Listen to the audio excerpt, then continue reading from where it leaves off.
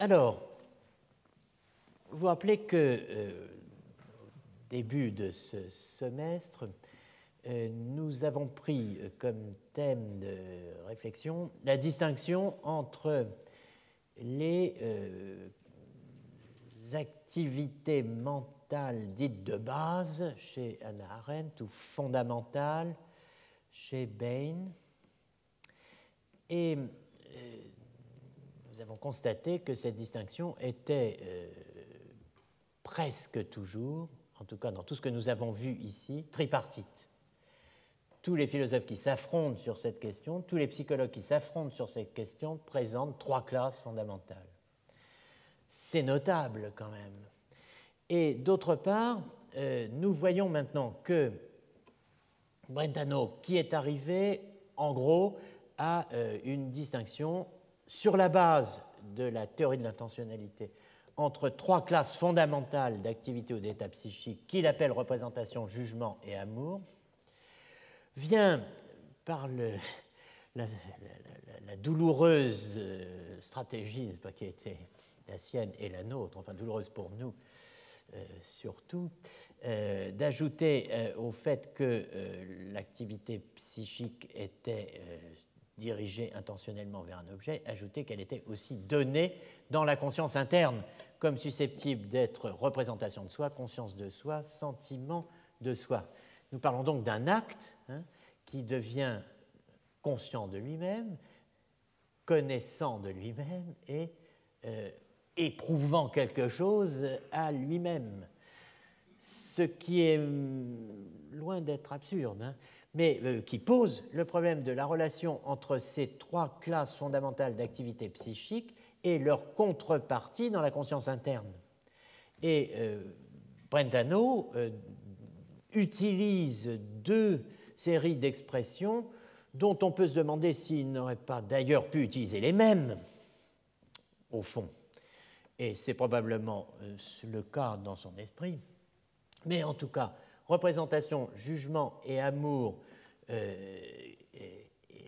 qui sont les trois classes fondamentales, dans la conscience interne qui accompagne tout phénomène psychique, c'est-à-dire tout acte de représentation, tout acte de jugement, tout acte d'amour, mais tout acte psychique en tant qu'acte de représentation, de jugement et d'amour, à la fois, eh bien, ce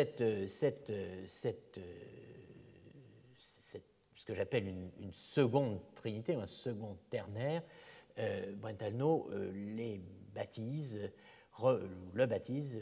détaille en représentation, connaissance, sentiment. Bon, voilà les deux séries de termes, disons, qu'utilise Brentano pour articuler le rapport donc, entre les trois classes fondamentales qu'il a distinguées en psychologue et le triple phénomène de la conscience interne, qui est ce qui correspond à notre vie psychique, dans laquelle, effectivement, nous avons conscience de percevoir du rouge, d'aimer cela et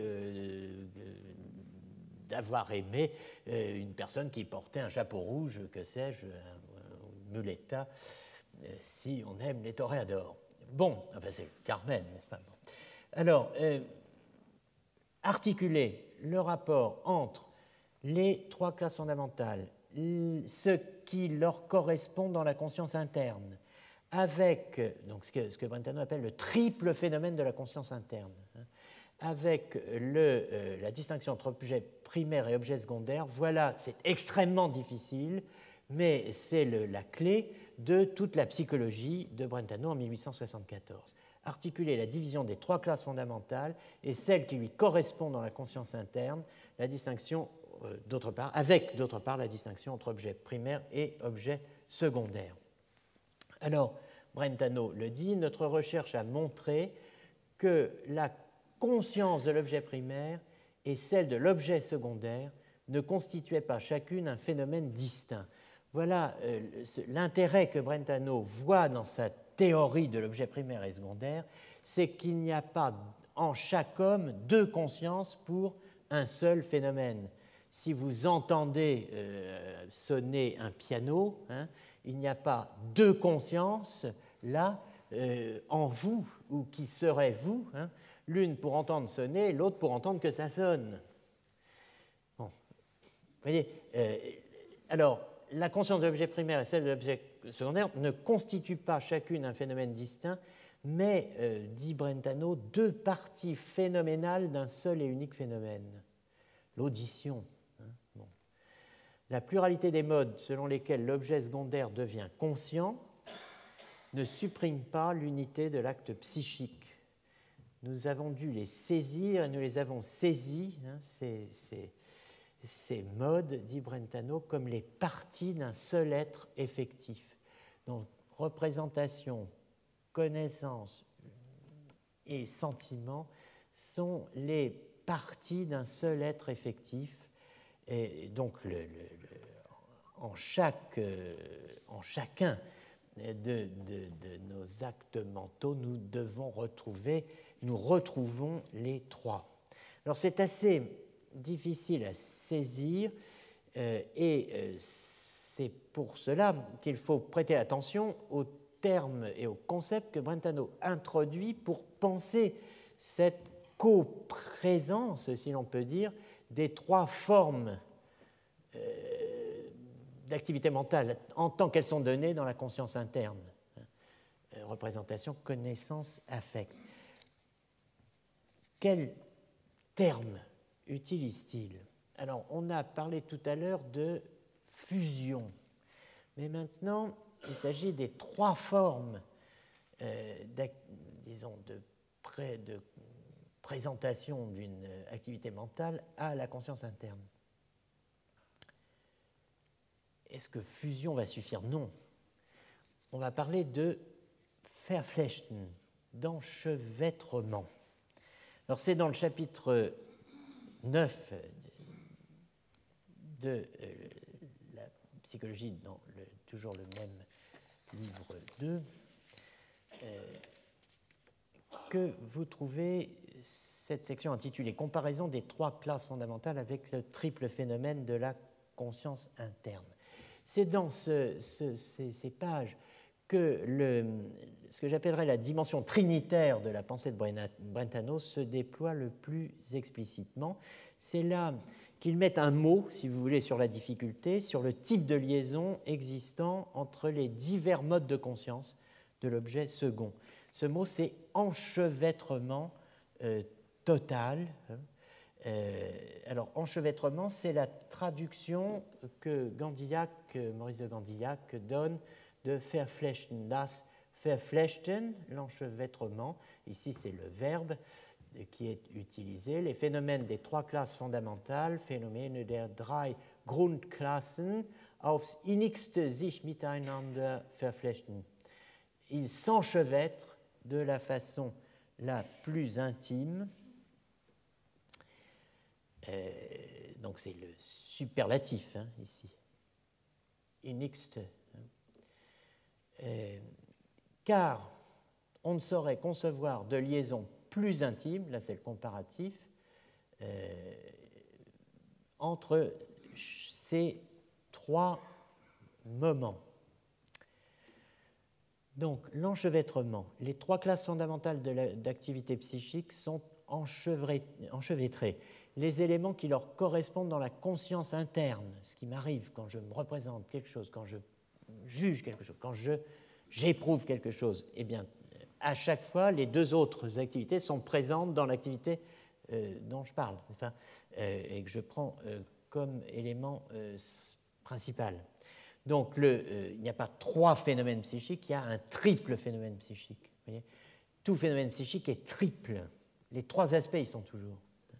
Bon, bien sûr, quand je juge, bon, je ne fais pas que me représenter, mais les deux éléments, représentation et sentiment, sont enchevêtrés à mon jugement, etc.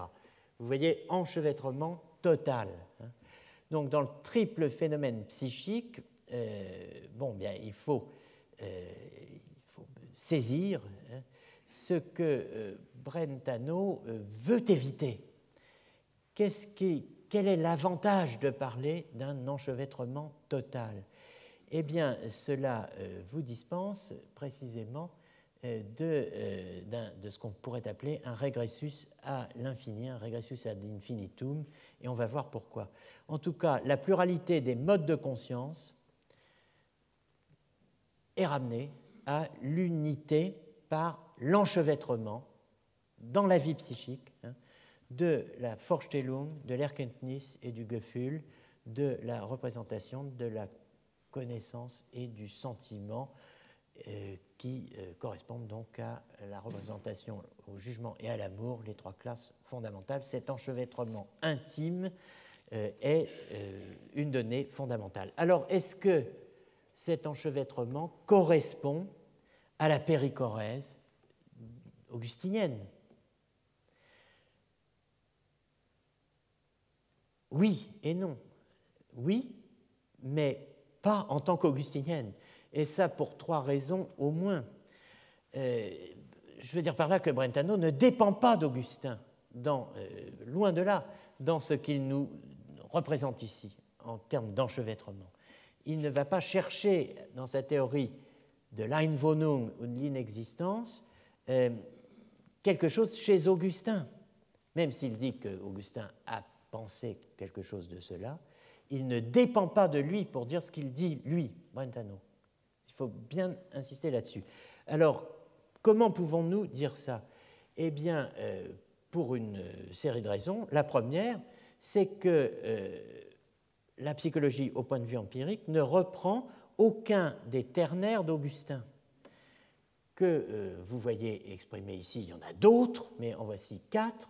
Mens, notitia, amor. Ça serait tentant, évidemment, de rapprocher cela d'Augustin. Il ne le fait pas. Memoria, intelligentsia, voluntas. Ça serait tentant, mais pourtant il n'y a pas de référence à cela. Memoria sensibilis, la mémoire sensible, la vision intérieure et la volition. Fichtre, on croirait lire du Brentano, mais il n'y a pas de référence à cela. Mémoire identifiée à intellect, science et volonté, ça serait tentant, mais il n'y a pas de référence à cela. Bon, et ces ternaires, pour Augustin, rappelez-vous qu'ils sont l'image de la Trinité divine dans l'âme humaine. Le premier terme correspondant toujours au Père, le second au Fils et le troisième à l'Esprit. Donc, Brentano ne cite pas Augustin pour ce qu'il a à nous dire quand il nous parle d'enchevêtrement. Il ne cite pas Augustin, qu'il évoque d'ailleurs rarement et en général sur d'autres dossiers. Mais surtout, rappelez-vous ce qu'on a dit avant la pause. Brentano soutient qu'il n'y aurait aucune contradiction à penser qu'il existe une vie psychique où manquerait l'un ou l'autre, voire deux, pas plus, des genres d'activités psychiques distingués. En l'occurrence, on pourrait imaginer une vie psychique, dit Brentano, où manquerait jugement et amour, où il n'y aurait que représentation. C'est concevable. Bon, mais évidemment, une thèse de ce genre exclut toute reprise, même modérée, du modèle trinitaire augustinien du psychisme, qui est issu, disons, du thème de la création de l'homme à l'image et à la ressemblance de Dieu en Genèse 1, 26. C'est 3 ou c'est rien, mais ce n'est pas un seulement. Vous voyez, on ne pourrait pas se dire augustinien en soutenant qu'un homme pourrait très bien n'être que doué de représentation, par exemple. Et si un tel être existait, alors il ne serait pas créé à l'image et ressemblance de Dieu, et donc ne serait pas un homme, et donc, eh bien, on ne serait pas chez Augustin. Vous voyez, donc un homme qui ne serait que représentation ne serait pas un homme augustinien. Donc l'enchevêtrement n'a pas pour source directe la structure d'immanence mutuelle décrite par Augustin, appelée depuis Jean de Damas périchorèse. Mais alors, d'où cela vient-il? Eh bien, probablement de la lecture que Brentano fait de Thomas d'Aquin, qui aristotélise déjà beaucoup la théorie psychologique augustinienne. Mais bon, bien sûr, ça ne suffit pas. La notion d'enchevêtrement, à mon avis, elle est traçable dans le champ de présence au sens foucaldien du terme de Brentano. Elle est traçable dans la psychologie écossaise. Il ne faut jamais oublier que l'horizon immédiat de Brentano, c'est les psychologues écossais, c'est l'école écossaise. C'est avec cela que, en dehors de Kant et de bien d'autres choses, il se confronte, c'est avec cela qu'il se mesure, et eh bien, l'expression interconnectée, enchevêtrée, etc., on n'a pas à chercher bien loin pour la trouver employée dans l'une des sources de Brentano, à savoir William Hamilton.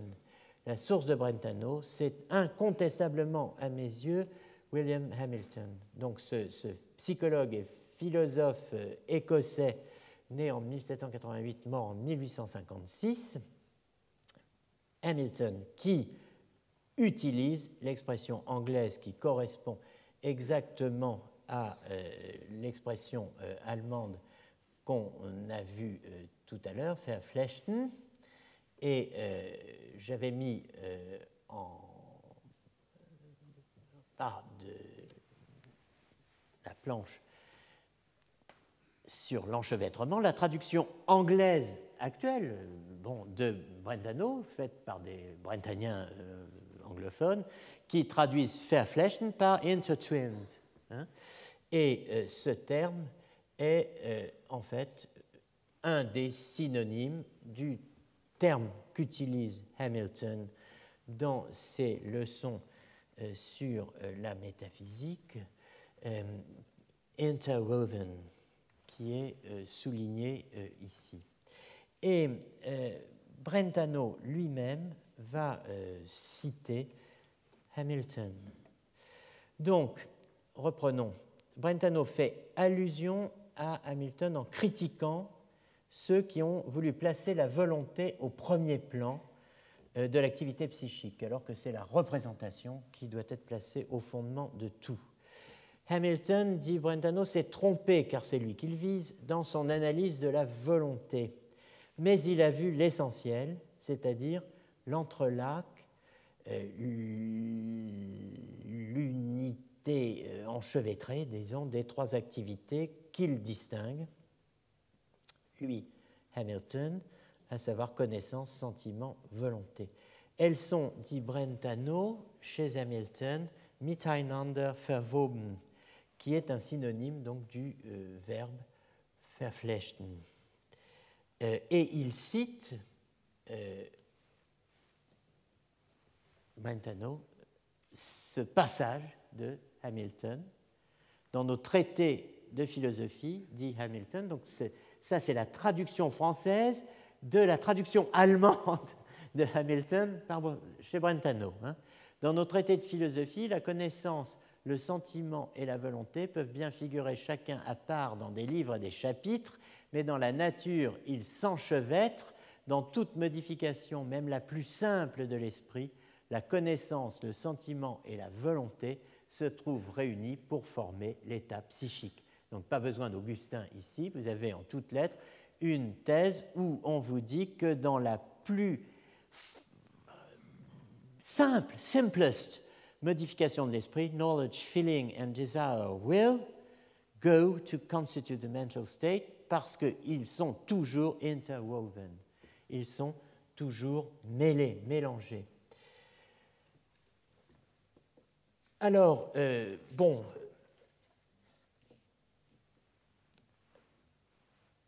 Brentano critique Hamilton tout en reconnaissant qu'il a vu l'essentiel, mais je dirais que Brentano exagère, comme souvent, dans la mesure où Hamilton n'est pas si loin de lui qu'il veut bien le dire. Je vous demande simplement de comparer ce passage de Brentano qui dit « La représentation est le plus simple des trois phénomènes psychiques, le jugement et l'amour impliquant toujours une représentation. Elle en est aussi le plus indépendant puisqu'elle est le fondement des autres. Pas de jugement sans représentation, mais on pourrait avoir une représentation sans jugement. C'est pour ça qu'elle est aussi le phénomène le plus universel. » Hamilton a écrit la faculté de connaissance est certainement celle qui vient en premier dans la mesure où elle est la condition sine qua non des autres. Et nous sommes capables de concevoir un être qui posséderait la capacité de reconnaître l'existence et qui, pourtant, serait totalement privé de tout sentiment de peine et de plaisir ou de tout pouvoir de désir et de volition. D'autre part, nous sommes totalement incapables de concevoir un être qui serait doté de sentiments et de désirs et qui, en même temps, serait dépourvu de la connaissance d'un objet quelconque sur lequel ses affections pourraient se porter et qui serait en même temps dépourvu d'une conscience de ses affections mêmes. Donc vous voyez, c'est vraiment la théorie de Brentano en anglais, bon, en un peu moins filandreux, mais enfin je trouve, mais bon. Mais ce que je vous demande de noter, c'est possessed of the power of recognizing existence, parce que dans une expression qui n'a l'air de rien, capable, doté du pouvoir de reconnaître l'existence. Eh bien, ça, ce sont des expressions pour lesquelles il faut un certain sens de l'histoire de la philosophie pour voir ce qui s'y cache. Et ce qui s'y cache, en fait, ça n'est rien de moins que la conception médiévale de la connaissance intuitive, ce qu'on appelle la notitia intuitiva.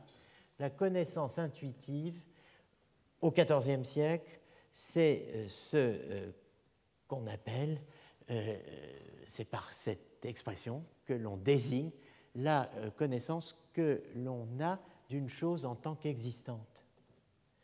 Et cette connaissance intuitive, elle est représentationnelle.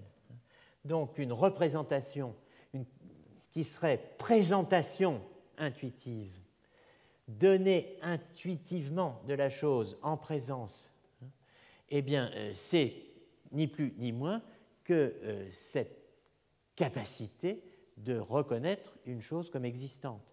La notitia intuitiva, et on y reviendra, la connaissance intuitive telle qu'on l'a définie au XIVe siècle se distingue de la connaissance abstractive, qui est qui est le mode de connaissance par lequel nous nous représentons et connaissons une chose indépendamment du fait qu'elle existe ou pas.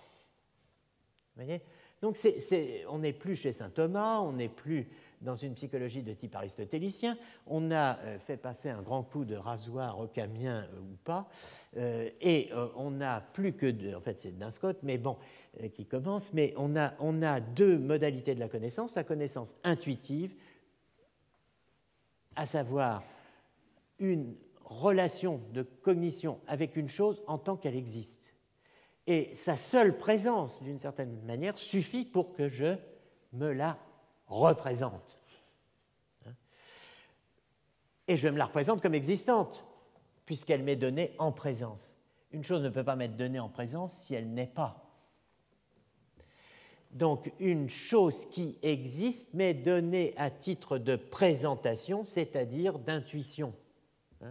Eh bien, cela, un être qui est doté de cette capacité de se laisser affecter, si l'on peut dire, par la montée ou venue en présence d'une chose qui devient présente pour lui, eh bien, c'est un être qui est doté de ce qu'on appelle bêtement capacité représentative.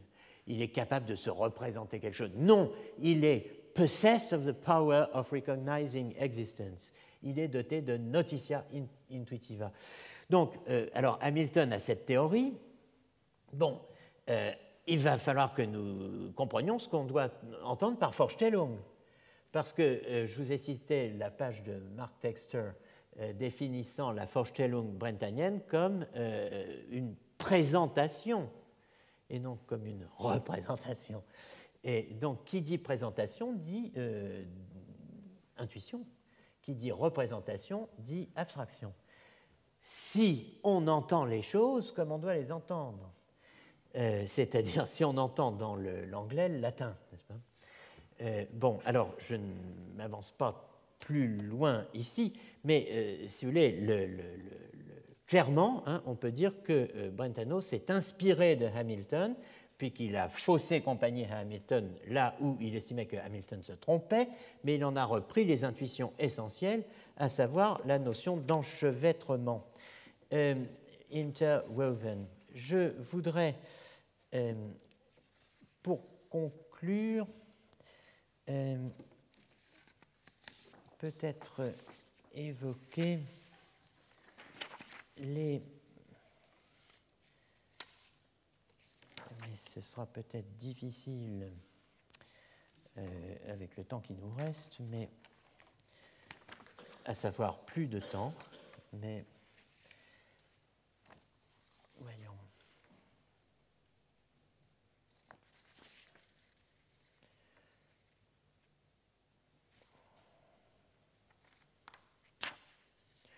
Bon, je pense que ça sera peut-être trop acrobatique.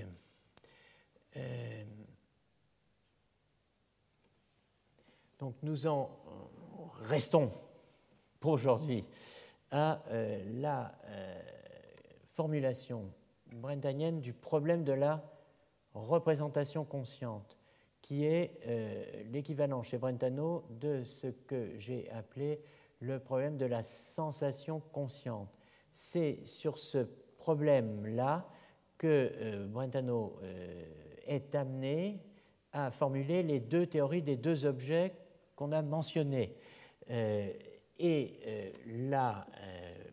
problème qu'il tire d'Aristote est le suivant, et c'est ce qui l'amènera à formuler ces deux théories. Quand nous nous représentons un son, nous avons conscience de nous le représenter. Une question se pose alors, avons-nous dans un tel cas des représentations différentes ou une seule? Donc, se représenter un son, vous comprenez que maintenant c'est entendre un son. J'entends un son. Est-ce que, quand j'entends un son, il y a en moi deux représentations?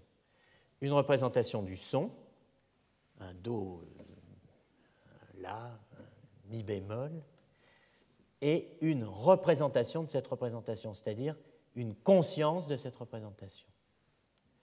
Voilà le problème tel que le formule Brentano, et le problème tel que le formulait Aristote dans les deux traductions que vous avez sous les yeux, dont aucune n'est satisfaisante, hein, celle de Tricot et celle de Barbotin. Et on va s'arrêter là-dessus, mais c'est pour que vous voyez simplement la complexité des 5 lignes d'Aristote qui donnent naissance à des océans de discussion pendant plusieurs siècles, puisque nous percevons que nous voyons et entendons. Donc, nous entendons, nous voyons, nous percevons que nous entendons et nous voyons. C'est nécessairement, ou bien par la vue, traduit Tricot, que le sentant perçoit quelle voit. Le sentant perçoit par la vue que la vue voit. Elle. Ou bien par un autre sens. Mais dans ce dernier cas, c'est le même sens qui sera à la fois sens de la vue et de l'objet de celle-ci, la couleur. Il en résulte ou qu'il y a deux sens pour le même sensible, ou que la vue sera sens d'elle-même. Deuxième traduction, puisque nous sentons que nous voyons et entendons, il faut que le sujet sente qu'il voit, ou bien par la vue, ou bien par un autre sens. Mais en ce dernier cas, le même sens percevra à la fois la vue et la couleur de l'objet. Par suite, ou bien deux sens porteront sur le même sensible, ou le même sens se percevra lui-même. Cette phrase, que je ne vais pas commenter maintenant, a fait couler, je crois, plus d'encre que, mais un tout petit peu seulement, que la suivante, qui est la deuxième partie de l'argument. En outre, si le sens qui perçoit la vue est un autre sens, ou bien on ira à l'infini, ou bien l'un quelconque de ces sens sera sens de lui-même. Aussi est-il préférable d'admettre du premier lui-même cette aptitude. Alors, effectivement, c'est sur ces mots d'espoir que je vais vous laisser, à savoir que tout ce tintouin, tout ce long détour, tout ce blablabla pourrait s'arrêter tout de suite, à savoir si on acceptait que ma vue de tel objet était ce par quoi je voyais que je vois. Mais donc, arrêtons-nous tout de suite au lieu de multiplier à l'infini. Eh bien, sauf qu'on n'aime pas s'arrêter tout de suite. Nous allons devoir nous arrêter, mais ces deux arguments ont été au cœur de discussions qui nous mènent de façon continue d'Aristote à aujourd'hui. C'est vous dire, en attendant, dans 15 jours, où on abordera les choses d'une manière plus humaine. C'est promis et juré. À la semaine prochaine.